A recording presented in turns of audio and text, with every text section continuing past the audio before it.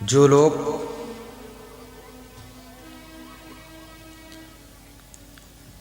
अपनी मन को वश में रखना जानते हैं, मन का शमन करना जानते हैं,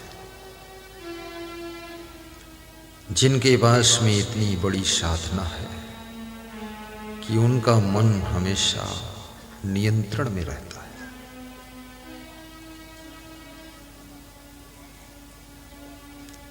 लक्ष्मी उनके साथ हमेशा रहती है।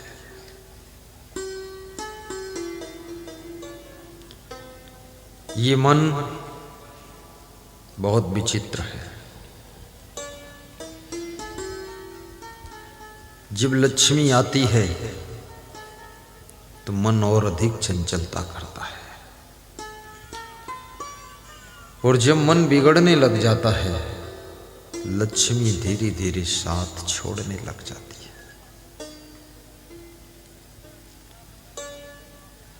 जब मनुष्य के पास में धन बढ़ता है तो उसके मन में अहंकार भी बढ़ता है कि मैं कुछ हूं। पर याद रखना,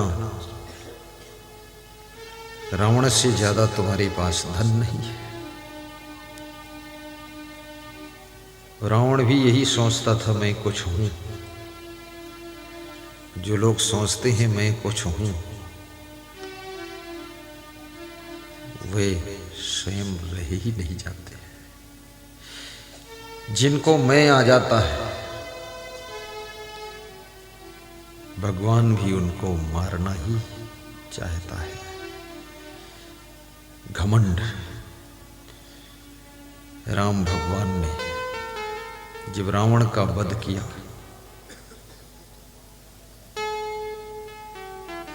राम से अयोध्या में किसी ने पूछा, आप इतने बलवान हैं, बड़े पराक्रमी हैं कि रावण जैसे बलवान का आपने वध कर दिया? राम ने मुस्कुरा कर कहा कि मैंने रावण का वध नहीं किया है, रावण के मैंने रावण को मारा है। मैंने नहीं मारा है, रावण के मैं ने मारा है। यानी रावण के अभिमान ने रावण को मारा है।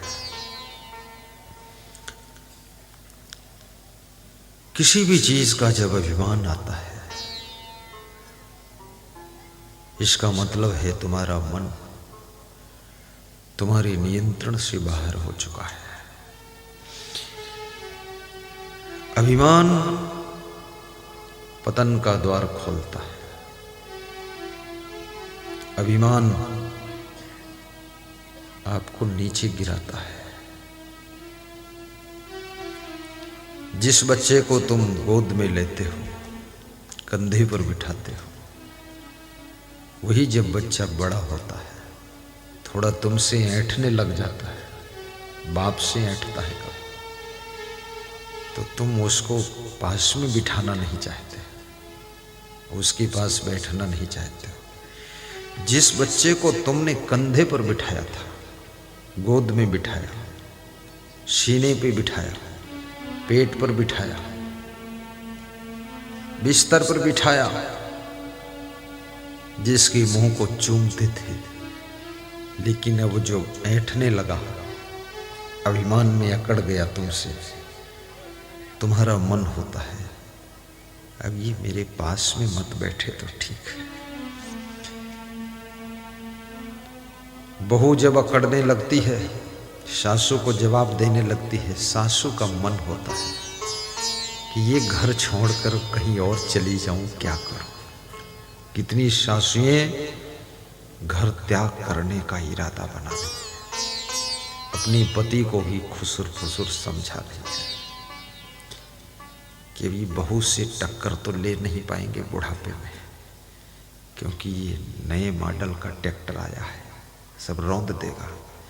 अपनी मारुति कार लेकर निकल लो भाई। भागने का प्लान है। बहू के तांडव से सास ससुर भागने की प्लानिंग कर रहे हैं। और यदि आपके व्यवहार से आपके माँ बाप भाग जाए, आपकी गलती से आपके सास ससुर घर छोड़कर भटके जाकर कहें, इससे बड़ा और कोई पाप तुमसे नहीं है। बहुत बड़ा पाप तुमने किया है।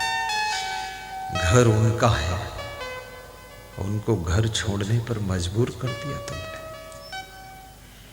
उनके घर में ऐसे रह लो 10 साल 5 साल, फिर तुम नया घर बनाओ और उस घर में उनको बुढ़ापे में रखो और कहो, पिताजी, हे माता, तूने मुझे गर्भ में रखा था और घर बनाकर उसमें 10-20 साल मुझे रखा। मेरा बचपन गुजरा, अब मैं जवान हुआ हूं, अब नया लेटेस्ट मॉडल का घर बनाया हूं। मैं पेट में तो नहीं रख सकता हूं मां को, लेकिन कम से कम नए लेटेस्ट मॉडल के घर में रख करके उनकी सेवा कर सकता हूं।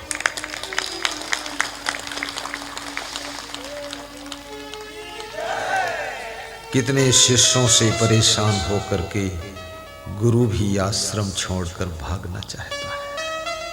भगदड़ मची हुई, शिष्य बहुत आतंकवादी शिष्य आ गए।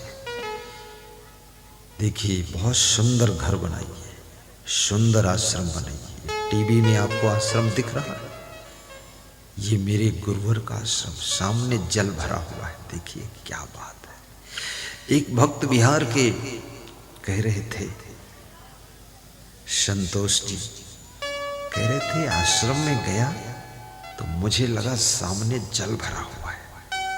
बोले, ऐसे लगा जैसे वो पांडवों ने जो भवन बनाया था तो थल की जगह जल और जल की जगह थल दिखता था। बोले, तो थोड़ा पेंट वेंट ऊंचा करना सोचा। बोले, ऐसा गुरु जी ने आश्रम बना दिया। घर भी सुंदर बनाओ, आश्रम भी एक नंबर का सुंदर बनाओ, कपड़े भी ठीक से पहनो, अलवा जलवा मत पहनो, मुंह भी साफ रखो, दांत भी साफ रखो, अपने स्वास्थ्य को भी अच्छा रखो।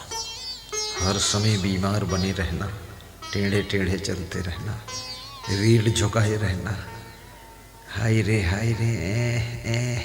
करते रहना।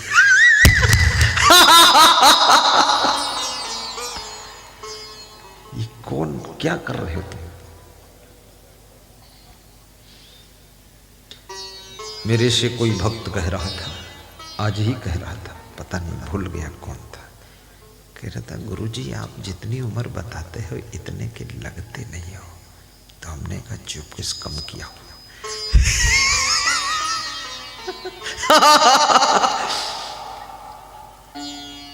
स्वस्थ रहोगे, 60 साल की उम्र में भी चमकते रहोगे, नशा व्यसन से मुक्त रहोगे, मुखमंडल पर तेज झलकता रहेगा, टेंशन से बचकर रहोगे।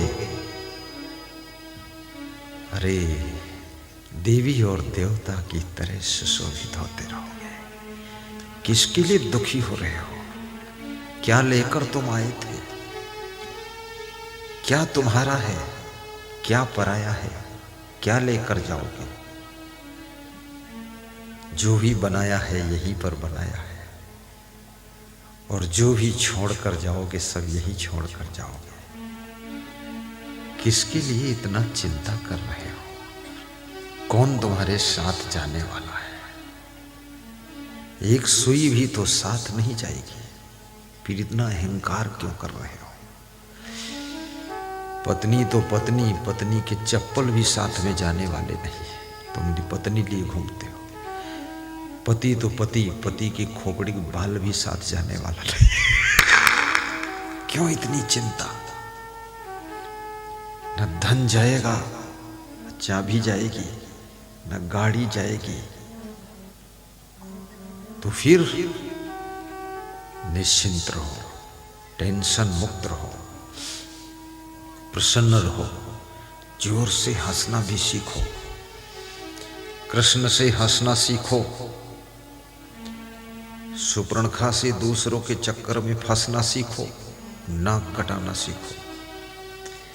और मंथरा से बहकाना सीखो और किसी का घर बिगड़ना सीखो। और कौशल्या से सहना सीखो और सुमित्रा से गम खाना सीखो। लक्ष्मण से भाई की सेवा करना सीखो और राम से सत्य के मार्ग पर चलना सीखो।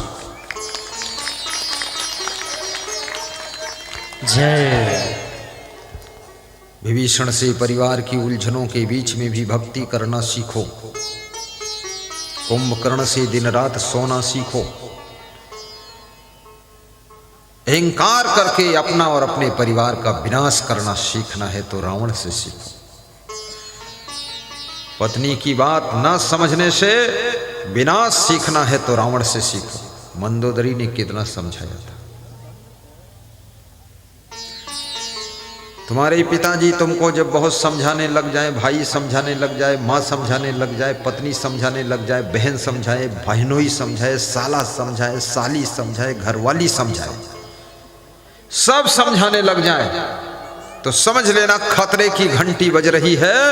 और अब भी अगर नहीं समझोगे तो तुम्हारे विनाश का वक्त निकट आ रहा है।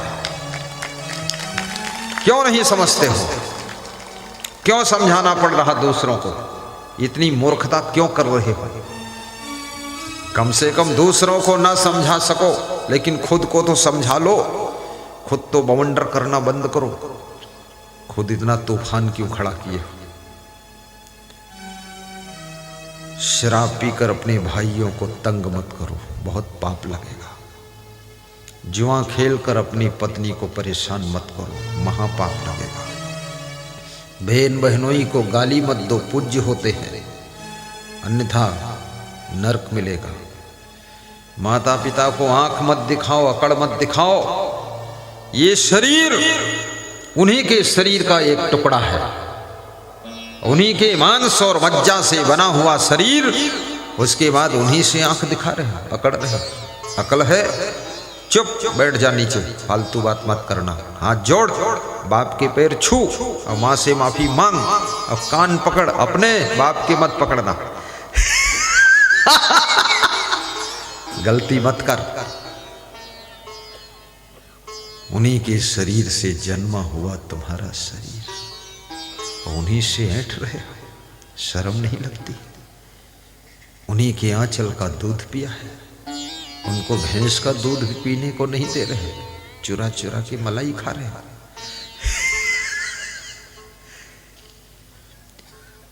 खिलाकर खाए उसे खुदा समझिए और जो चुरा कर खाए उसे जुदा समझिए, उसे जुदा समझिए।